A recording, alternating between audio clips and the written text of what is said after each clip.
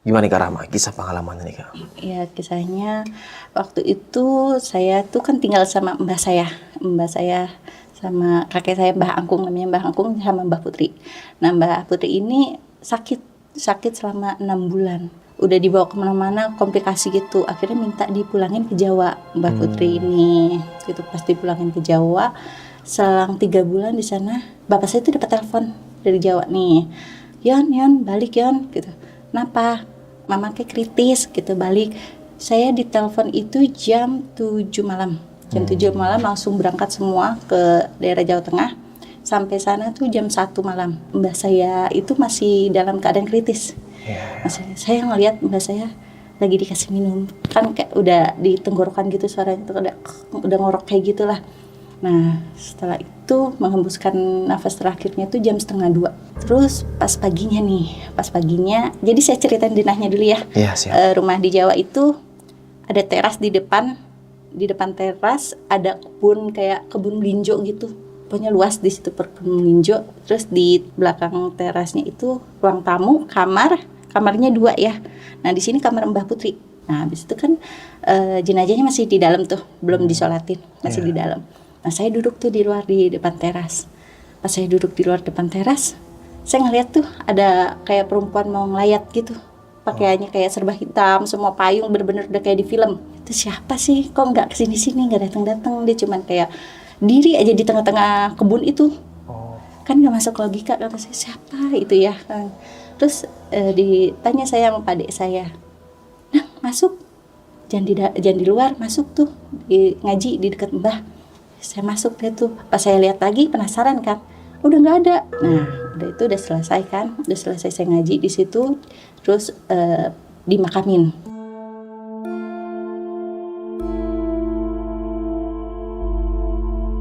Dimakaminnya jam 10 Pagi. Nah setelah proses pemakaman selesai, semuanya udah pada pulang, tinggal saya sama almarhum bapak saya ini berdua, karena saya dekatnya emang sama bapak saya. Gitu. Kalau kakak saya tuh nggak begitu deket, dia dekatnya sama mama. Nah habis itu kok pada pulang, Pak ayo pulang Pak, nanti dulu tunggu diem di sini. Ngapain? Udah diem aja gitu. Ngularin deh tuh kantong plastik, ngambil apa tuh pakai kayu gitu, diambil dimasukin plastik. Buat apaan Pak? Udah diem, jangan bilang-bilang mama. Ya udahlah, saya nggak peduliin gitu. Pas udah gitu pas pulang menjelang maghrib, terus saya kayak ngeliat di kamarnya bekas Mbak Putri tuh kayak ada yang lagi duduk di kasur. Terus saya bilang sama mama, Mah, itu ada Mbak Putri. Mana? Itu di situ lagi duduk. Ah, bohong katanya gitu. Udah saya nggak dipedulin kan, ngomong kayak gitu saya nggak dipedulin. Pas malamnya pas saya lagi tidur, di Jawa kan tidurnya cepet, sekitar jam 8-an tuh udah sepi banget, udah pada tidur semua. Saya masih belum, karena udah terbiasa di Jakarta jam 9, setengah 10 tuh baru tidur kan. Sedangkan di Jawa harus jam 8 tuh udah pada tidur, udah sepi gitu. Jawa Jawa Tengah. Tengah. Jawa Tengah di mana tuh? Brebes. Oh Brebes. Daerah Brebes gitu. Terus nggak lama udah pada tidur semua. Di kuping saya tuh jelas banget ada suara dengkuran ngorok itu. Ngorok yang pas almarhum menghembuskan napas terakhir itu. Iya kayak gitu. Kayak gitu biasanya ya. Itu jelas banget, kata saya, siapa ini? Bangunin mama, mah bangun mah. Apaan? Ada yang ngorok mah. Nggak tahu itu, paling siapa, bapak lu kali gitu. Oh ya udahlah, saya namanya tidur sama mama bertiga sama kakak saya. Terus kata mama, dengar, iya Nang, itu ada yang ngorok ya, siapa ya? Udahlah mama lihat bapak nggak ngorok, nggak taunya nggak ngorok. Ya udah tuh, udah nggak dipedulin sama mama, udah tidur aja lagi. Udah tidur, pas besoknya lagi kayak gitu lagi, makin penasaran kan mama tuh. Mama juga dengar gitu, makin penasaran.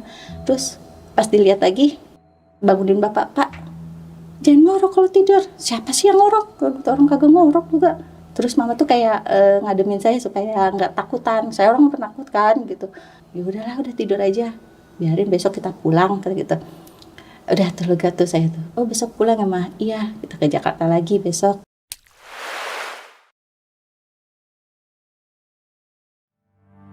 Nah pas saya pulang ke Jakarta, saking saya tuh terornya tuh udah berakhir. Mungkin ya karena di Jawa tempat meninggalnya Mbah gitu ya. Di Jakarta kan jauh, kata saya, menurut saya. Terus hari pertama, hari kedua enggak. Nah hari ketiganya ini saya di Jakarta tuh, kebetulan saudara saya tuh datang nginep ke rumah. Saya tidur jadi bertiga tuh di depan. Jadi ruangannya 1, 2, 3, 4 petak sama kamar mandi gitu. Terus bawahnya itu kayak papan.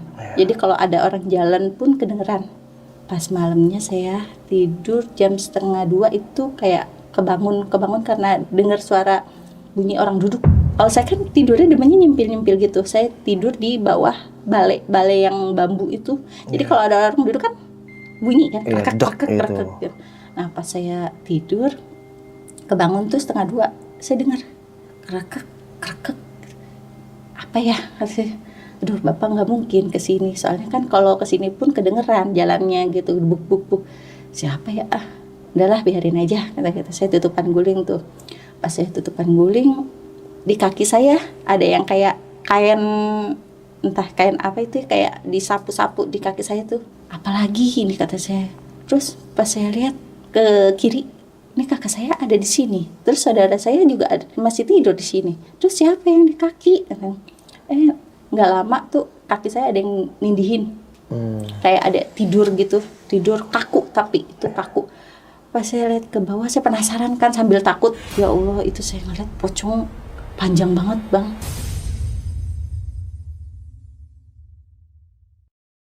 Pocong panjang banget itu lagi tidur di kaki saya. Terus dia bukan kayak tidur aja gitu, dia kayak bangun kayak gini aja pocongnya itu.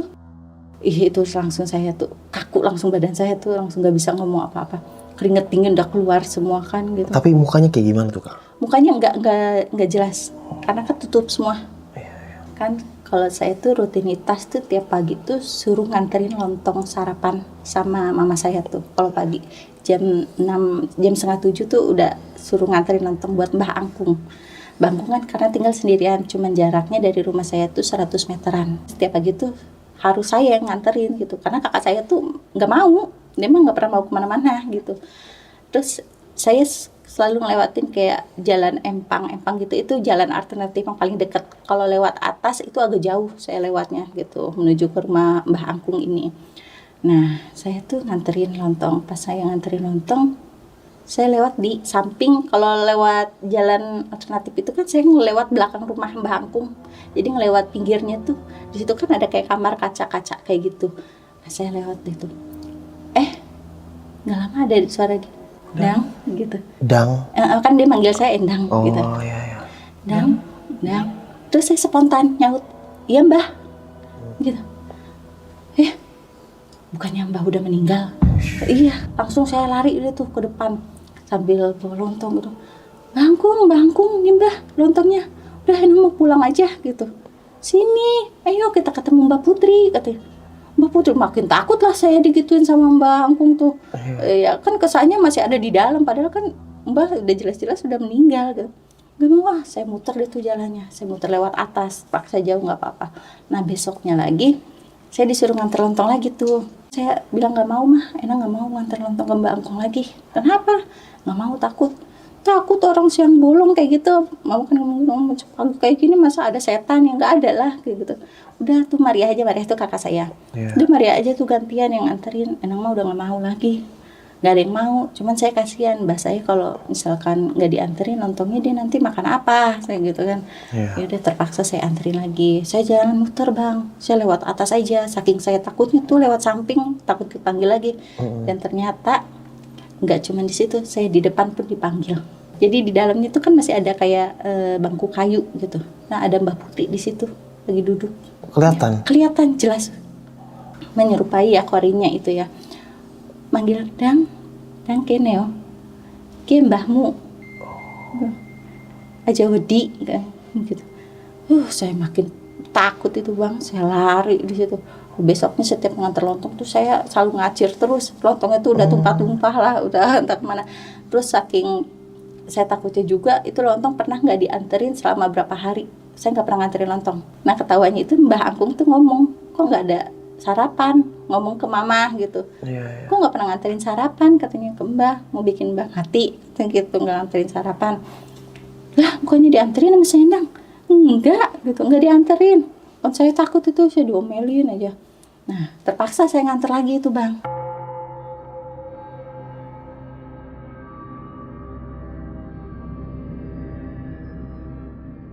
Saya lewat pinggir lagi, dipanggil lagi saya. Dang, tak tak tak. Jadi kaca yang di samping rumah itu dikitiin. Oh, lu supaya ketok-ketok. supaya saya nengok ke situ. Pas saya nengok Bang, dia cuma senyum aja, senyum tipis. Dengan rambut yang rumbai gitu, rambut putih semua kan uban. Senyum tipis aja, Dang. Jadi saya kayak disuruh main di situ, suruh masuk ke situ. Habis itu saya langsung bilang, Mbak Angkung, di dalam ada Mbak Putri ya? Nggak ada, katanya. Kan Mbak udah meninggal, kata Mbak Angkung ada. Itu Endang kok dipanggil-panggil terus, gitu. Tuh ada tuh di dalam, tadi ada di kaca. Gitu. Nggak ada, ayo masuk. Nggak berani dong saya masuk. Udahlah saya pulang. Pas saya pulang, kebetulan di situ mama saya lagi libur ke dagang. Libur sama bapak tuh dagang. Saya beli sarapan lagi dong. Beli sarapan, saya makan nasi uduk di situ. Nah saya dengar mbak saya lagi ngomong bahasa Jawa sama bapak, entah itu ngebahas apa, tapi yang jelas itu lagi ada percakapan bahasa Jawa. Terus saya bilang, suara Mbak Putri itu kok ngobrol sama bapak, ngapain ya? Nah baru saya ngomong gitu, saya dipanggil lagi. Kok kakak saya nggak pernah dipanggil, kok saya terus yang dipanggil. Saya sampai pindah keluar, lagi makan nasi uduk baru berapa sop tuh sampai pindah keluar aja. Itu dipanggil gimana maksudnya Mbak? Dang, gitu-gitu terus aja. Tapi kakak saya nggak pernah dipanggil. Iya. Saya aja terus yang dipanggil, makanya sampai saya kesel, ya Mbak gitu. Kenapa sih Endang terus yang dipanggilin gitu? Kenapa nggak Maria yang dipanggilin gitu? Saya bilang. Terus habis kayak gitu, udah agak siangan, jam 10 saya baru bisa masuk lagi ke rumah. Saya saking takutnya, padahal rumahnya kecil, nggak gede-gede amat, kecil. Terus ya masih pagi juga, saya nggak berani masuk ke rumah. Akhirnya saya masuk jam 10, saya langsung tanya sama bapak, Pak, kenapa sih Mbak Putri selalu datengin Endang gitu? Apa tanah kuburan yang Bapak ambil ya? Apa sih kalau ngomong gitu? Enggak ada gitu. Udah sana tuh buang, katanya. Oh belum dibuang Pak? Belum, udah sana buang. Dibuang lah, saya disuruh tuh dibuang ke depan rumah saya. Kan ada genteng yang agak nggak terlalu tinggi sih, pendek gitu. Dibuang ke situ. Ke genteng itu? Ke genteng itu sama plastiknya gitu. Iya. Terus habis itu ya mungkin bapak saya juga dapat teroran juga. Nelpon lah orang pintar yang di kampung di Sukabumi, telepon, katanya disuruh buang itu di perempatan, jangan buang di dekat rumah, percuma ntar dia balik lagi. Dibuanglah di perempatan. Tapi ya saya juga nggak ngerti kenapa disuruhnya di perempatan. Pokoknya disuruh dibuang di perempatan, udah selesai. Bapak saya kayaknya aman-aman aja, kayak nggak ada teroran. Kenapa kok saya terus? Saya tuh kalau tidur emang udah kebiasaan kan. Kalau tidur tuh selalu waktu semasa mbah saya hidup tuh masih kayak disisikin gitu. Tidur tuh. Sebelum saya tidur tuh kayak disisikin dulu sambil ditembangin lagu Jawa. Oke. Pas jam 7:30 saya tuh udah mulai agak tidur-tiduran sama kakak saya. Nah sekitar jam 9 lewat lah, kakak saya udah tidur, tinggal saya doang. Mama saya juga udah tidur, kalau bapak saya emang belum pulang kan jam segitu tuh. Baru saya tidur pules. Rambut saya tuh kayak ada yang kayak orang lagi dicariin kutu gitu loh. Siapa ini? Si Maria. Pas saya nengok, nggak ada si Maria. Agak tidur agak jauh kan sama. Kok saya disisikin gitu. Terus saya sambil dengar lagu-lagu Jawa. Suara Mbak Putri. Langsung di situ saya, ya ampun, kok diginiin terus katanya. Sampai saya ngomong sama Mbak Putri saya, Mbak Endang tuh apa gitu. Kok ditakutin terus, Endang takut, jangan didatengin terus gitu. Udah gitu. Habis itu udah tuh, besok paginya saya nggak kayak denger bapak cerita apa-apa gitu. Sangkain saya kan takutnya bapak saya didatengin juga gitu. Oh waktu itu nggak nanya? Nggak nanya. Saya nggak nanya karena kan setiap saya ngomong tuh kayak di bohong kayak gitu terus. Jadi kayak nggak dihirauin sama orang tua saya tuh kalau saya ngomong cerita kayak gitu. Habis itu selang 2 bulan itu saya digangguin lagi. Sebelum mau maghrib, saya kan sering main sama kawan-kawan. Itu cuacanya lagi mendung-mendung gitu Bang. masih hujan-hujan rintik kan, di samping rumah saya itu ada pohon mangga bacang. Nah kan kebiasaan anak-anak tuh suka kalau ada angin ada apa pasti mangga jatuh, bunyi gedebuk kayak gitu. Mangga jatuh, rebut jatuh. Saya sama teman saya lari ke situ. Pas saya lihat bang, itu kepala.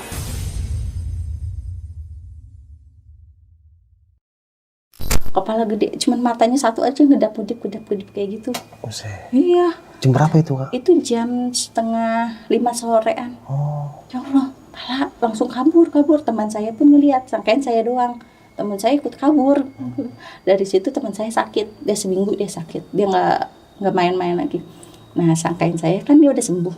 Saya malam-malam biasanya suka disamper tuh sama teman saya, suka manggil-manggilin, "Dang, ayo main," gitu. Nah ini ada yang manggil lagi. Pas ada manggil, "Nah ayo main." Sama tuh suaranya persis kayak teman saya. "Ayo." Pas saya keluar nggak ada siapa-siapa. Nggak ada siapa-siapa. Terus ya udahlah, saya nggak main itu tuh, nggak main selama sampai dia sembuh lah, saya nggak main. Tidur aja di rumah saya tuh. Nah tidur di rumah, ini kan pakai kelambu rumahnya tuh. Saya suka tidur dipakai kelambu. Di situ saya tuh ketakutan karena setiap malam tuh saya pasti takut, nggak pernah nggak takut. Karena selalu diteror kayak gitu. Sampai bapak saya kesel, kayak, "Apa sih tidur? Penakut banget kan? Udah tidur luar aja. Kalau penakut nggak usah di sini." Saya masih nggak berani cerita, karena mbak saya tuh selalu lewat.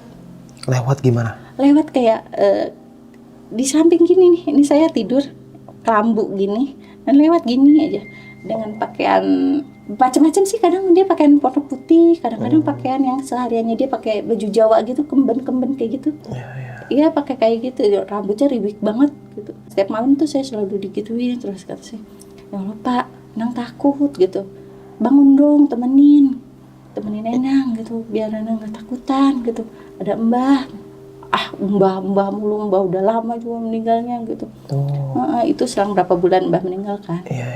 Mbah mulu. "Iya Pak, ada mbah, Enang takut gitu, dia lewat terus." Udah tidur aja, penakut juga, ntar lama-lama datengin beneran loh. Padahal emang saya udah didatengin terus. Tapi bokap ngomong gitu terus ya? Ngomong gitu terus, nggak tahu kenapa kok dia diacuhin, saya ngomong kayak gitu tuh. Kayak supaya nggak ada apa-apa. Nah habis itu selang berapa bulan mbah Angkung ini meninggal. Mbah Angkung ini meninggal. Oh yang setiap pagi nganterin itu, ketupat itu? Nah meninggalnya pun nggak ketahuan ya, nggak ketahuan sakit, nggak ketahuan apa, tahu meninggal. Nah di pas waktu mbah meninggal ini ekonomi bapak tuh lagi kurang stabil, jadi pas mendadak banget meninggal nggak pegang uang sama sekali kalau nggak salah itu bapak tuh. Jadi ya seadanya aja gitu, tanpa ada yang nelayat pun datang cuman ya berapa orang doang kayak gitu. Nah kan otomatis diinepin, meninggalnya kan mau maghrib, jadi diinepin dulu, baru besoknya dikubur. Kayak gitu. Nah itu tuh pas lagi di ngajiin, kan ngaji gitu ya, ada panci teko gitu di samping mbah Angkung, itu gerak-gerak sendiri, kata umi saya gitu. Itu tekonya gerak-gerak sendiri. Mana enggak kena angin, kata bapak gitu, kena angin. Enggak, beneran itu gerak-gerak sendiri. Entah enggak lama dari situ langsung bunyi pintu gedebuk gitu, pintu kamar mandi kayak nutup gitu maksudnya? Ada yang nutup gitu. Langsung pada ketakutan, bapak aja ketakutan. Udah diam udah pada tidur aja, udah biarin besok pagi aja. Udah malam, udah tidur aja, udah itu mah angin, kata bapak gitu. Udah jangan dihirauin, kata gitu. Nah udah besok paginya nggak lama tuh suara, kalau di kampung tuh suka ada suara cicir. Suara cicir tuh tandanya kalau yang meninggal tuh datang, katanya gitu, katanya. Terus malamnya itu suara cicir bang, itu muter-muter aja di kamar. Suara belalang cicir gitu. Kata kakak saya, Mbah Angkung, katanya, ada Mbah Angkung. Nah di situ saya nggak digangguin tuh sama Mbah Angkung, nggak. Nah selang 7 hari Mbah Angkung meninggal, bapak saya yang digangguin. Bapak saya pas baru pulang kerja, kan kadang habis maghrib pulangnya. Nah di situ tuh kayak ada Mbah Angkung lagi minum kopi. Kadang bapak saya tuh nggak sadar, Mbah udah makan. Terus saya bilang, Mbah nggak ada gitu. Astagfirullahaladzim, kata Bapak. Oh, kayak ngomong sendiri? Mbah nggak makan. Pak, Bapak, Mbah udah nggak ada. Oh. Iya, terus habis gitu, kok Bapak doang yang diituin, saya enggak. Kalau membangkung saya enggak ngadiin. Yeah. Nah, selang sebulan singkat waktu saya tuh tidur. Pas tidur jam setengah 10. Jam setengah 10 tuh udah ada ketok-ketok Bang. Di belakang rumah saya tuh. Diketok-ketok pintunya sambil manggilin lagi suara yang sama. Dang. Dang, buka pintu nak. Terus samperin? Enggak, saya takut lah. Iya. Ntar saya buka, dia masuk gitu. Enggak saya bukain. Aduh, mbah lagi, bukannya udah lama, kata saya gitu. Kok saya masih digangguin lagi gitu. Buka pintu, Dang. Mbah mau masuk. Gila. Mbah mau masuk. Terus dalam hati saya, Mbah jangan masuk, Mbah jangan masuk. Saya bilang sama kakak saya, Maria, lu denger gak sih? Dengar apaan? Itu suara Mbah. Aduh jangan nakut-nakutin lu, malah saya marah-marahin sama kakak saya, dibilang saya nakut-nakutin. Yeah. Padahal enggak, padahal saya mau biar enggak saya aja yang takut gitu ya, biar kakak saya juga ikut. Tapi enggak, dia enggak dengar sama sekali. Enggak pernah dengar apa-apa dari pas meninggal sampai sekarang pun dia enggak pernah dengar apa-apa. Dia enggak pernah digangguin apa-apa. Nah, saya yang selalu digangguin terus. Makanya ya Allah, Pak, gara-gara Bapak nih, Enang jadi digangguin terus. Saya sempat ngomong gitu, udah kesel banget saking risih digangguin kayak gitu terus habis itu ingat pokoknya setiap mau jam 1:30 pasti saya udah ketakutan aja didatengin terus. Itu 1:30 tuh suara ngorokan lagi. 1:30 malam nih? 1:30 malam suara ngorokan lagi, ngorokan yang kayak waktu awal itu saya dengar lagi di situ Bang. Padahal itu rumahnya udah jauh kan, bukan di Jawa lagi, di Jakarta kan. Kata saya, kok ada suara ngorok, kata saya. Maria bangun, temenin. Bangun, apaan sih, udah tidur aja, udah ngantuk, capek, kata pulang kerja gue capek, ngantuk. Bangun Maria, ada Mbah gitu. Mbah, lu mah nakut-nakutin aja. Bisa tidur Bapak gitu. Udah bangunin, temenin dulu sebentar aja, saya gituin kan. Sebentar aja bangun dulu, biar gue tidur pules dulu gitu. Ntar lu tidur deh kalau gue udah pules gitu. Kakak sih tetap aja nggak mau bangun dia. Nah, itu habis dipanggil gitu lewat lagi dia. Siapa? Mbah Putri lewat sambil nyanyi Jawa.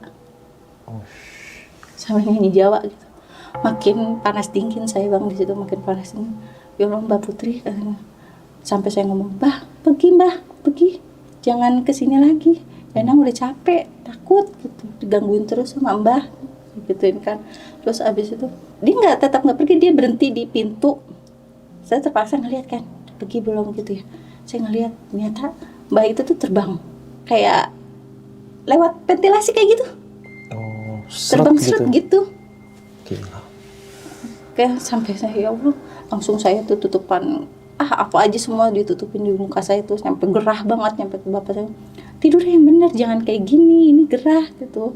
Nanti nggak bisa napas. Takut Enang takut gitu. Udah selang tuh mesti takut juga, kata bapak itu, Enang kenapa gitu, takutan terus gitu. Ngomong tuh ke Umi, iya biarin, katanya orang penakut kayak gitu, biarin aja tidurnya tuh sama setan, malah digituin lagi saya tuh. Udah singkat cerita itu udah setahun berlalu, saya tuh tidur digangguin lagi Bang, ini mah lebih ekstrim, tidur bareng saya sama Mbak Putri. Gimana tuh awalnya tuh? Awalnya saya kebangun jam 1:30. Entah kenapa setiap kebangun saya setiap jam 1:30 terus. Jadi keinget terus saya tuh. Keinget Mbak Putri. TV nyala sendiri Bang. TV nyala sendiri, pas saya lihat, wah ini wayang orang tahu kan Bang? Iya. Wayang orang yang ngomong Jawa kayak gitu. Ini kan kesukaan Mbak Putri. Saya ngomong gitu. Kesukaan Mbak Putri ya. Ya Allah, ada lagi nih. Dalam hati itu saya udah ngomong ada lagi nih. Pas saya balik Bang, mau manggil kakak saya gitu, suruh matiin TV. Pas balik itu bukan kakak saya. Itu Mbak Putri lagi tiduran di samping saya. Wush. Di samping Mbak? Iya. Di samping? Di samping saya. Itu dengan uban yang berantakan kayak gitu kan, berantakan. Masya Allah, kata saya, Mbak Putri lagi gitu. Itu bau mayit, tahu nggak Bang? bau mayit kayak gitu, itu nyengat banget di situ. Iya. Bau kamper ya, kalau mayit itu kamper sama kapur sirih atau apalah, itu baunya nyengat banget bang. Saya kan pas adep-adepan gini, pas adep-adepan mbak saya dengan muka yang pucat gitu kan, adep-adepan kayak gitu, ya Allah mbak lagi dalam hati saya langsung nge-freeze gitu bang. Itu lama dia nampakin ya mbak? Lama itu bang. Saya gini kan mastiin ini dia udah pergi belum gitu, nyenggolin sikut saya, masih di situ. Itu kerasa banget nempel di sikut gitu. Sekitar setengah jam saya diam aja, takut saya mau ngomong gitu, saya mau manggil bapak saya, diam kaku, saya nggak bisa manggil, nggak ada suaranya gitu. Nggak lama saya langsung teriak, bapak. Bapak cuman gitu doang, minum, pura-pura alasan supaya saya nggak suruh tidur di luar. Iya. Minum pak, iya sini gitu. Nah dari situ langsung saya tuh matiin TV. Itu sebelah masih ada? Udah nggak ada itu. Pas bapak nyaut udah nggak ada. Langsung kan pas besok paginya bapak saya kan pada kerja semua, kakak saya kerja semua, saya tinggal di rumah sendiri. Nah posisi yang saya tidur itu kan ada di kamarnya itu minim cahaya ya bang, jadi sama bapak saya tuh kalau setiap hari itu harus nyala lampu, nggak boleh enggak gitu, karena minim banget cahaya. Nah pas bapak saya udah pada berangkat kerja, saya tinggal di situ sendirian, kakak saya udah pada kerja. Saya mau nyalain lampu bang, nyalain lampu karena gelap, nggak nyala lampu itu, lampu kamar tuh nggak nyala. Tapi udah dinyalain? Udah dinyalain, saya sambil dari kayak nyalainnya cuman tangannya doang, cetak-cetak di pintu aja, nggak nyala bang. Saya bingung dong, ya ampun nggak nyala, saya gimana mau masuknya ini gitu. Masuknya saya takut kebayang yang semalam yang saya lihat itu bang, Mbak Putri. Sudah kebayang aja, ini pasti ada Mbak Putri di dalam nih, makanya lampunya nggak nyala. Nah singkat cerita sorenya bapak saya pulang jam 4:30, ya kakak saya jam 5. Nah 4:30 itu bapak saya bilang, kok lampunya nggak dinyalain? Udah pak, udah nyalain, cuman nggak nyala gitu. Nggak nyala, ini bapak nyala. Iya kan tadi nggak nyala. Bapak saya masih kayak nggak percaya kayak gitu. Tadi bapak nyala. Ya udahlah saya diam aja, saya udah capek ya bang ya, cerita pun nggak pernah dianggap gitu, udah capek. Kakak saya datang tuh, udah habis tuh makan bertiga, kakak saya, bapak saya, sama saya, mama saya nggak ada. Kakak saya lagi makan terus ngeliat kayak gumpulan rambut bang, rambut uban. Ada di nasinya atau? Enggak, di deket kakak saya. Kayak orang abis nyisir gitu kan, orang zaman dulu kan kuel-kuel gitu kan. Ada. Ini uban siapa? Kata kakak saya. Ini rambut siapa nih, kok ada ubannya banyak banget kayak gini. Langsung saya spontan kan, itu rambut Mbak Putri. Gitu. Sambil kayak ada kesel saking saya setiap ketakutan tuh nggak pernah dianggap bang. Itu rambut Mbak Putri. Kok bisa? Iya semalam Mbak Putri datang ke sini, datang sambil nonton tuh. Makanya tadi tuh Enong tuh dari pagi nyalain lampu pak, nggak nyala gitu. Bukannya bohong. Abisnya bapak nggak pernah percaya, itu Mbak Putri kali nyisir di situ. Yang bapak tuh diem aja. Tapi di situ nggak ada yang rambutnya ubanan? Nggak ada, nggak ada sama sekali. Makanya itu nggak ada sama sekali bang. Makanya kakak saya biarin aja biar percaya. Dia kan soalnya setiap saya ngomong nggak pernah percaya. Bapak saya juga, padahal bapak saya mungkin pernah didatengin juga. Gitu. Kenapa sih nggak percaya? Kata saya tuh sampai capek gitu loh bang. Terus rambutnya dikemanain tuh mbak? Dibuang lah. Dibuang. Kakak saya dibuang aja. Kakak saya tuh kayak orang masih kayak nggak percaya aja. Walaupun dia udah nemu rambutnya juga masih nggak percaya. Nah disitulah bang saya terakhir tuh dihantuin sama Mbak Putri kayak gitu. Saya sempat cerita sama bapak, pak, Nek Enang tuh selama ini tuh digini-giniin, ikutin. Masa sih? Cuman gitu doang. Masa sih? Iya pak, sampai dulu aja nganter lontong aja sampai nggak diantar-antarin tuh berapa hari, saking takutnya dipanggilin terus sama Mbak Putri. Kenapa sih pak Enang terus yang digangguin? Kenapa Maria enggak? Bapak tuh cuma ketawa doang. Apa bapak gara-gara ngambil tanah kuburan ya? Kata bapak cuma gitu, kayak nggak ada rasa bersalah gitu. Iya kali pak, bapak ngambil tanah kuburan itu sama Endang ngambilnya, jadi Endang datengin, bapak enggak, enak banget. Kok kenapa Endang terus yang didatengin? Bapak juga tahu, kata gitu. Bapak juga? Bapak juga tahu. Gimana tuh kalau bapak? Ya bapak sering kalau lagi tidur ya sering tidur katanya bareng. Sering tidur bareng, makanya sampai ketakutan gitu. Itu seminggu doang tapi bapak nggak sampai 2 tahun. Maksudnya sempat tidur bareng gitu? Tidur bareng sama yang apa yang saya rasain. Tidur bareng, sering panggil-panggil. Nah kejadian itu tuh Bang, nggak cuma di situ doang, ternyata di Jawa juga.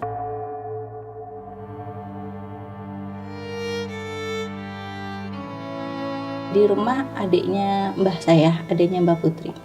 Nah adiknya Mbak Putri ini tuh kalau malam tuh suka ngeliat Bang Mendusin setiap jam sama setengah dua malam. Suka ada yang lewat gitu, itu rambutnya kayak model-model Susana, kalau kata namanya Mane ya, Mane saya bilang tuh kayak rambut model Susana kayak gitu, suka lewat katanya. Berhentinya di kamar Mbak Putri terus.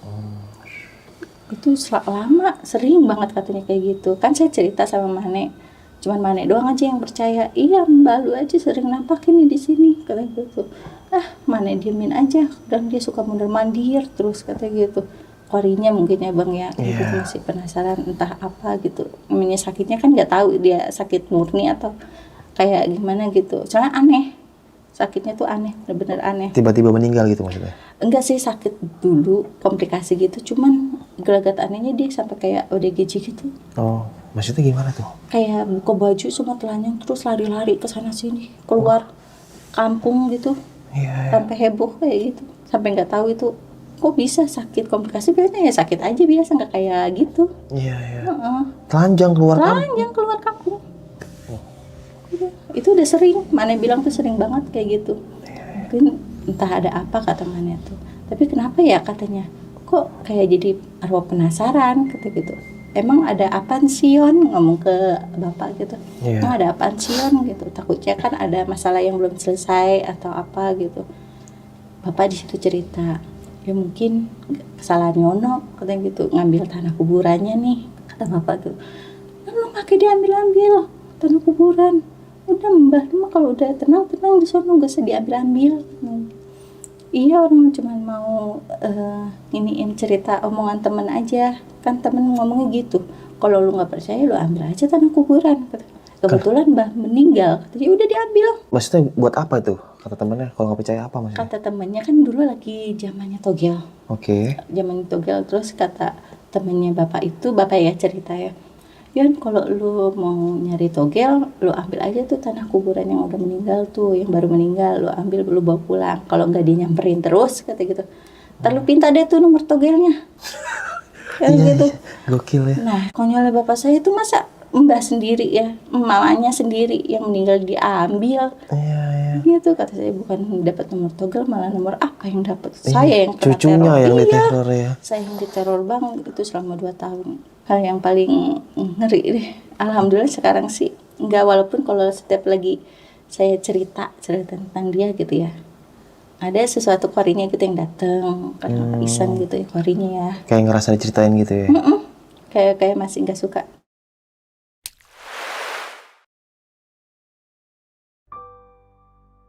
Empat tahun kemudian saya sempat tinggal di daerah Riau, tepatnya di Tanjung Pinang Bang. Nah di situ saya tuh jauh ya?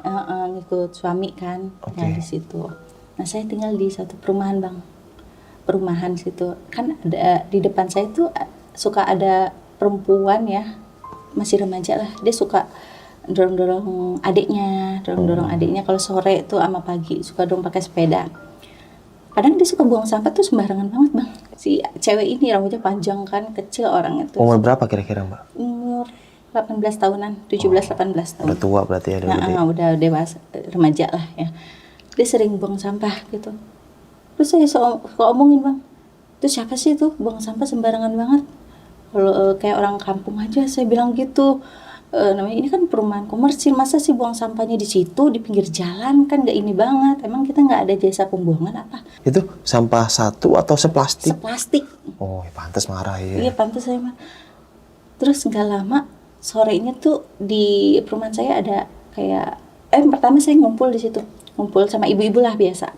Ada pemotor tuh lewat Bang, nanya, rumahnya Reni di mana? Reni, sebelah sana Bang. Kenapa? Iya ini lagi di rumah sakit. Sanggain saya sakit dong, sakit biasa. Oh lagi sakit kali, besok kita tengokin yuk, kata ibu-ibu yang lain gitu. Ayo, nggak lama ambulan. Abis maghrib tuh ambulan datang, lewat situ. Katanya siapa yang sakit ini pakai ambulan kayak gini? Nggak dengar. Tuh yang si Reni itu meninggal ketabrak tadi sore jam 4:30 mau jemput kakaknya. Innalillahi, ya Allah, saya baru aja ngomongin dia gitu. Oh, Reni yang buang sampah itu? Iya, baru aja saya ngomongin dia udah meninggal. Nah dari situ Bang, tiap malam saya tuh selalu didatengin tangisan. Pokoknya setiap mau maghrib,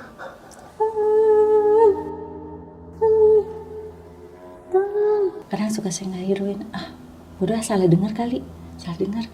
Pas udah ketiga kalinya itu siang-siang, sekitar jam 2:30 sore lah, bukan siang ya, 2:30 sore. Itu lagi mendung juga Bang, suara tangisan lagi kayak gitu. Saya lagi di kamar, padahal kan rumahnya ya agak jauh lah dikit. Iya. Saya bilang sama suami, ya dengar nggak? Dengar, ini ciriknya, jangan ngomong Sunda gitu. Iya. Ada yang nangis ya? Jangan si Reni gitu. Tolong, kata, tolong apa? Ya kan dia mau kawin, nggak jadi gitu. Terus abis itu setiap mau maghrib itu kan perumahan emang baru terisi cuman berapa rumah aja, jadi nggak penuh Bang, masih kayak kebun-kebun kayak gitu, masih inilah, masih rawan. Di situ juga masih banyak maling-maling gitu. Terus setiap mau maghrib tuh Bang, ada yang lewat dorong-dorong sepeda di depan rumah. Suka lewat dorong-dorong sepeda. Terus kata anak saya gini, "Mah, itu kan si Reni," kata yang kecil itu, yang suka buang sampah. "Hah? Mana? Itu?" Pas saya lihat bener Bang, dengan rambut panjang, dia dorong sepeda kosong. Seremnya. Sepeda kosong. Nah, yang anak yang didorongnya kan itu ikut meninggal ya, umur 3 tahun, ikut meninggal juga. Nah, dia nggak naik sepeda Bang, dia jalan. Gitu, dia jadi kayak dorong sepeda sambil nuntun. Kayak gitu. Itu tiap malam Bang, terus-terusan saya mau ngomong sama kayak ke kakaknya gitu ya, mau ngomong si Reni tuh kayak gini-gini, cuman takut ya tersinggung ya, namanya orang lagi berduka, masa saya tambah-tambahin cerita kayak gitu. Saya diam aja. Enggak lama Bang, bukan saya aja yang diteror, tetangga juga. Tetangga pintunya Bang diketok-ketok. Pintu diketok-ketok. Pas pagi-paginya dia cerita sama saya, teh penting mana yang ngetok rumah orang, cenah ngomong Sunda kan. Penting semalam ngetok rumah enggak. Terus siapa yang ngetok ya? Ya nggak tahu. Nah di hari keduanya tuh diketok sama dia, dibuka Bang. Dibuka, ada si sosok si Reni itu ngebelakangin. Dia di situ masih kayak orang percaya nggak percaya, sama dia disuruh masuk. Masuk, ada apa? Dia malah terbang aja. Astagfirullahaladzim, itu kan yang si Reni, kata ngapain udah meninggal kesini gitu. Kan rumahnya ada depan kayak gitu. Iya. Sama yang didatengin ini gitu, si Reninya itu. Makanya itu kata saya, waduh, saya juga nggak cuma dia aja yang diketok, saya pintunya dibuka-buka Bang. Pintu rumah saya kan, suami saya pulang tuh selalu malam jam 10 baru pulang. Nah jam 9 itu, jam 9 lewatan itu ada yang buka-buka pintu. Saya masuk aja, nggak dikunci. Kok nggak masuk-masuk, kata saya. Nggak ada suaranya. Saya nyuruh anak saya, bisa bukain tuh, bapak lu pulang. Pas dibuka anak saya nggak ada. Paling ini iseng nih, Mama Putra nih iseng nih, kata saya gitu. Iseng, cuma nakut-nakutin doang. Terus habis itu dia pulang, ya ayah tadi pulang jam 9. Ente pulang. Terus siapa ya, tadi ada yang buka-buka pintu. Si Teteh kali, si Teteh Putra itu. Ya udah kali. Pas besokannya tuh saya nanya tuh ke si Teteh Putra, "Teh malam ke rumah ya?" Enggak ke rumah. Loh, terus siapa dong? Itu yang buka-buka pintu. Ya teuing cenah. Teuing atuh. Siapa ya? Si Reni kali, dia malah nakut-nakutin lagi. Ya Allah, si Reni, kata saya gitu, minta maaf lah kalau saya sering ngomel. Ya namanya buang sampah ya, siapa yang gak ngomel kalau gitu ya Bang ya. Saya minta maaf lah kalau saya sering ngomel ke dia gitu, minta maaf kalau saya ada salah gitu. Terus kakaknya pun pernah saya sempat ceritakan ke kakaknya almarhum Reni nih. Kakaknya almarhum ini, dia tinggal sendiri di situ. Karena kan yang meninggal tuh sekaligus 2, dia lagi bonceng adiknya. Kayak gitu. Bonceng adiknya. Terus saya nanya, kalau di sana kan manggilnya kakak ya, Kak, kakak di sini berani sendiri? Berani? Emang kenapa? Nggak takut si Reni maksudnya? Iya, nggak didatengin emang. Dia mah udah sering di kamarnya. Lah nggak takut teh. Gila. Maksudnya sering di kamarnya gimana? Iya dia mah sering di situ di kamarnya. Tuh sama si Dede berdua-duaan. Tapi kakak nggak takut? Ngapain takut katanya gitu. Emang udah biasa gitu. Ya udah tuh habis dari situ ya setiap ada gangguan apa-apa ya diinin aja, dilupain kayak gitu. Berapa bulan itu sosok itu neror Sosok kayak gitu? itu 3 bulan. Neror itu? Neror kayak gitu terus aja keliling. Kadang dia sering nuntun sepeda terus kayak gitu. Kalau udah mau maghrib. Dia kecelakaan apa Kak kalau udah tahu? Motor. Jadi dia tuh nyebrang. Jadi ada kayak pertigaan dia nyebrang. Nah dari sana tuh ada truk bang. Truk dia cuman kesenggol doang. Langsung dia jatuh kena pala, mungkin pendarahan di kepala. Kalau adiknya dia meninggal. Sebetulnya pas saya lihat itunya nggak ada luka serius gimana gitu kayak pecah atau apa enggak. Cuman kayak adiknya tuh yang di sini bocor udah meninggal. Mungkin kena di pendarahan di kepala. Luka dalam kali ya. Luka dalam itu yang membuatnya meninggal. Sampai dua-duanya, sampai kakaknya pun udah sampai kayak orang agak stres gitu. Kadang suka ngomong sendiri tuh kalau dia lagi mau berangkat kerja naik motor kan, suka saya liatin ngomong sendiri. Dia jadi tinggal bertiga gitu maksudnya Kak? Tinggal bertiga. Pas mau jemput kakaknya ini dia meninggal. Jadi, yang anak kecil ini anak ke siapa? Anak angkatnya kakaknya. Jadi kayak adiknya dia lah. Kayak gitu. Anak kecilnya itu. Gila seremnya. Nah nih Kak, terus kan bokap kan sempat diganggu juga tuh. Nah tadi kakaknya Kak Rahma yang satu lagi tuh, yang itu dia sempat diganggu juga Kak sama sosok yang itu? Dia nggak pernah. Bener-bener nggak diganggu sama sekali? Bener-bener nggak, sama sekali nggak diganggu. Yang diganggu ya cuma saya berdua, bapak sama saya. Tapi lebih dominan ke saya terus. Dan ketika sosok gitu nampakin ada obrolan mungkin kata-kata pesan atau apa gitu? Enggak, cuma dia manggil aja. Dang, kenendang, kiembah.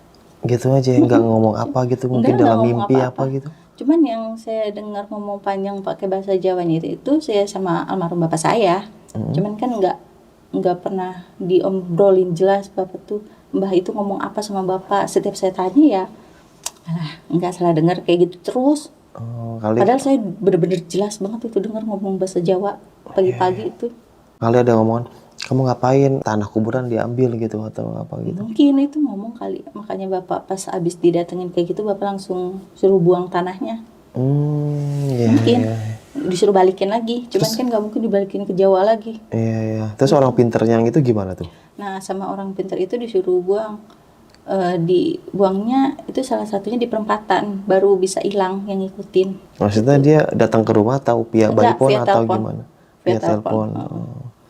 Kayak gitu, suruh dibuang di perempatan. Baru ntar dia berhenti ngikutin gitu. Malah yang diikutin saya terus. Walaupun udah dibuang ke perempatan, saya terus. Mungkin Mbak Rahma lebih peka lagi. Iya mungkin. Iya makanya kadang kok kakak saya nggak pernah diikutin ya, nggak pernah dipanggil-panggil. Kenapa saya terus yang dipanggil? Hampir 2 tahun ya? 2 tahun bang, diikutin terus. Itu yang terakhir yang tidur bareng itu. Oh iya itu gila itu. Terakhir tidur bareng. Ngeprank jatuhnya itu tidur bareng gitu. Mukanya pucet kayak gitu bang. Muka pucet, rambut berantakan, beruban kayak gitu. Saya udah lemes aja itu. Lemes sambil kesel bang. Kenapa ngikutin terus saya mulu yang di teror? Mungkin sosok itu ini kali ya. Mungkin ya Mbak ya. Pas Mbak Rahma sama Bapak ngambil tanah kuburan ada. Mungkin dia kurang suka kali ya atau gimana gitu ya. Iya mungkin. Menurut Mbak Rahma gimana tuh? Ya mungkin sih kurang suka gitu ya karena kan ya ngapain sih tanah kuburan dibawa-bawa. Bokap lucu juga sih. Iya. Apa kata temennya? Temennya tuh makanya diiniin lagi digubris lagi itu. Iya dibuktiin sama dia mungkin ya. Dibuktiin. Ternyata emang bener-bener. Iya. Bener-bener ada. Saudara saya aja pernah. Jadi dia tuh kayak nyundut madat. Madat tuh semacam kayak apa ya, menyan kayak gitu. Nah disuruh tuh kayak tantangan kayak gitu. Yuk kita mancing, kalau mau mancing dapat banyak nih kita nyundut madat nih kata gitu biar dapat ikannya banyak. Masa sih? Ternyata bang baru nyundut madat kayak gitu, nyundut menyan kayak gitu, dia mancing di bawah rel kereta, ada terowongan itu bekas kali kayak gitu, kali belum jadi, ada pohon waru kayak gitu, dia mancing di situ bang, jam 11:30 berangkat, jam 12:30 udah pada ngacir bang, pulang ke rumah sambil muka pucat semua. Kenapa? Diikutin katanya sama yang palanya misa, yang korban kecelakaan kereta, semua pada ngikutin. pada nyamperin. Oh gila. Mm-mm. Ngerasa kepanggil kali itu setannya ya? Kepanggil. Orang Katanya, pakai menyan gitu ya. mau lagi makannya katanya gitu. Sedangkan dia baunya cuma dikit doang katanya. Udah nyusul kapok. Sakit 3 hari. 3 hari. Tuh orang-orang itu bertiga dia kabur semua. Itu buat teman-teman tuh yang hobi mancing, boleh dicoba tuh ya. Coba.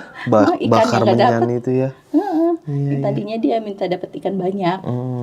Entahlah apa filosofi dari mana, nggak tahu deh. Gila ya. Mungkin emang juga sih kan ada yang bilang juga kalau menyan itu suka tuh ya sosok-sosok kayak gitu ya. Suka. Dan dia disamperin sama sosok yang korban kecelakaan gitu. Kecelakaan semua. Kereta, yang badannya pada nggak utuh semua itu pada nyamperin dia. Gila, serem Itu nyamperinnya nyampe datang masuk ke rumah. Malah kata saudara saya ini nih, itu tuh rumah penuh. Dia kayak sesek gitu, kayak didempet gitu, rumah tuh penuh. Oh. Ada yang mukanya hancur-hancur semua kayak gitu yang datengin dia tuh. Iya, iya. Kayak gitu. Gara-gara menyentuh kapok dia. Gila Lagi. sih. Iya, lagi zaman-zamannya togel tuh kayak gitu tuh. Ya, aneh-aneh emang seru-seru gitu, lucu-lucu orang zaman dulu tuh ketika zaman-zaman togel. Mungkin kalau bokap kan, tanah kuburan cuma dikit doang diambil gitu kan. Pengen buktiin doang kali mungkin Buktiin. ya.